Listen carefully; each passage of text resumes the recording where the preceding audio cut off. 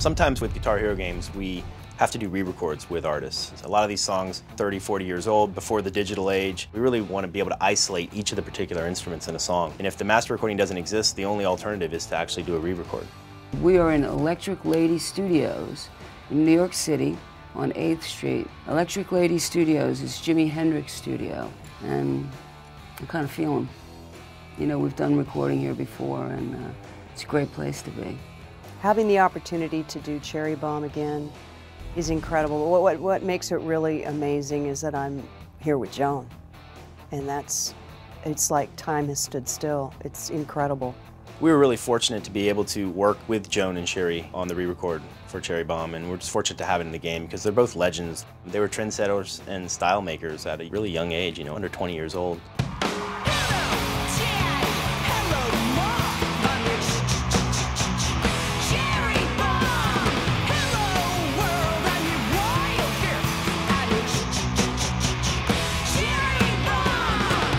Well, the first time that Joan and Kim came out and played the song, I was floored. It was saying everything that I wanted to say at that time. The lyrics captured that sort of teenage rebellion. It embodies the way most young girls feel at that age. It's a great breakout song.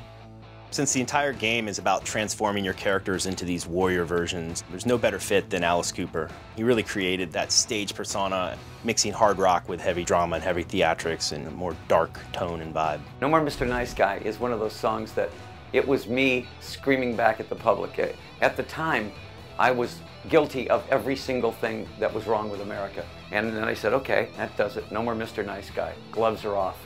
And they said, you mean you were being a nice guy? I said, yeah, oh, I can get a lot worse. And it ended up being one of those songs that just everybody connected to. No more Mr. Nice Guy. No more Mr. Clean. No more Mr. Nice Guy. They say he's sick, he's obscene. Alice insisted on re-recording with his original producer, Bob Ezrin. Bob worked with Alice on many of his early albums, and they wanted to really recapture that sound that they had. They wanted it to sound as close to the original as possible. It was such a great idea to take this stuff and deconstruct it in a way so that kids could experience it, you know, almost a part at a time. It sounds like the old record, but better. Music hasn't changed that much, but technology has. You can tell the old song was here and the new one is much closer to you and really attacking you more.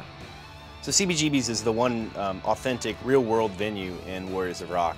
We've put more detail into that venue than any previous real-world venue that we've done in the Guitar Hero series. I think it's great that Cherry Bomb is featured in CB's. The Runaways played there. It was, I think, our first show in New York City in 1976. It was a sold-out show. I can remember people pretty much hanging off the rafters. It really was like a last little piece of rock and roll history. It was hot and sweaty and dirty, just like it should be, and it was perfect.